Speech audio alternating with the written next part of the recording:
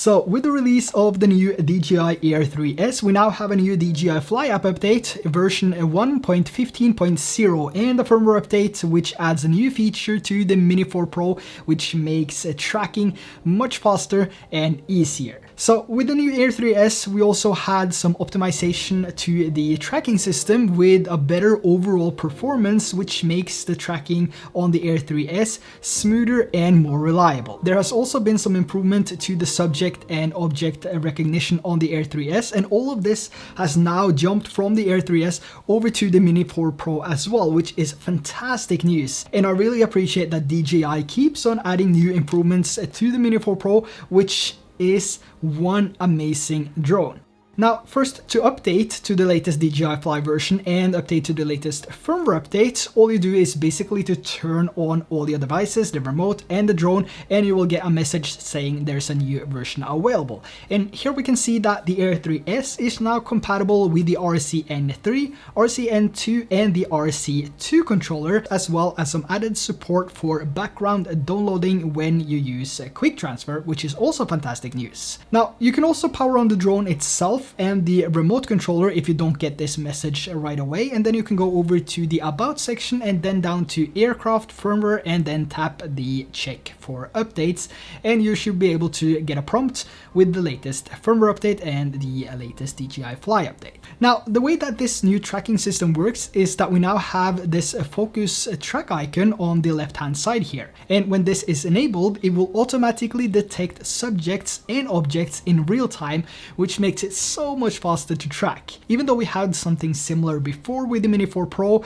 which was called a subject scanning, it now scans subjects and objects, basically anything that the drone think it can track. So the only thing you have to do basically is to tap on either of these boxes here, and the drone will automatically start tracking instantly, which is fantastic. So amazing how this works. And I mean, this is a great feature when you're out traveling. Even if you don't want or plan on using active track, you can also use this with spotlight and point of interest as well. So here it automatically picks up on me and my wife and these two other guys here, and the only thing I have to do now basically is to select either of the four and then select point of interest if that's what I want to use, tap record, and then select the direction.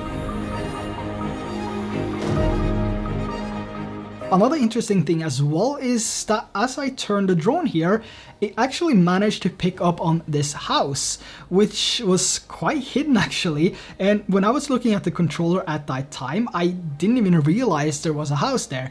So this new sensor, this new technology, this optimized sensors, LiDAR, infrared, everything on the Air 3S is just amazing. So if you haven't watched my cinematic review yet, where I take this on a real spin here in Norway, I highly recommend that you check it out. It's not that typical review with all the specs and everything that most other people have made already. It's more of a real life travel scenario, so I strongly recommend that you check that out to see the full potential of what this drone can capture in drone paradise, I guess, which is what people call Norway. I don't understand why, but well, kinda. Well, anyway, another amazing thing with this tracking update is also how fast it is. So here I'm flying forward and you can see that it picks up on one of the hotels down here, but as soon as I turn around, almost instantly it locks onto our car back there. And for this trip, I actually used active track quite a lot on the Air 3S. I think I used it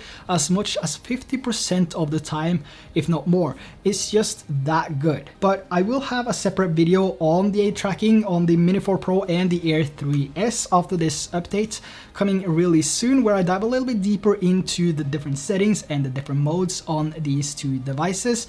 I'll also check out the DJI Neo, so make sure that you hit the subscribe button, turn on notification, and drop a like down below so you don't miss that video. Now, just like any other update that we get on these devices, there has been some bug fixes and optimizations, and this could basically be anything. But so far, I haven't experienced any issues. But if you have, make sure to drop them down below so the rest of us can know if there is anything that we should be aware of. Now, when it comes to new firmware and DJI Fly app updates, I also like to go through the settings just to make sure that nothing has changed, and if so, I can easily fix that and change it back before my next flight. So going over to the safety tab here, what I personally use is bypass most of the time because it allows the drone to have a smooth flight even though it has to avoid obstacles. So if I set this to brake, I will have these instant stops when the drone gets too close to an object, which will most likely ruin the shot. So bypass is what I'm using 90% of the time. And for those times I fly above water,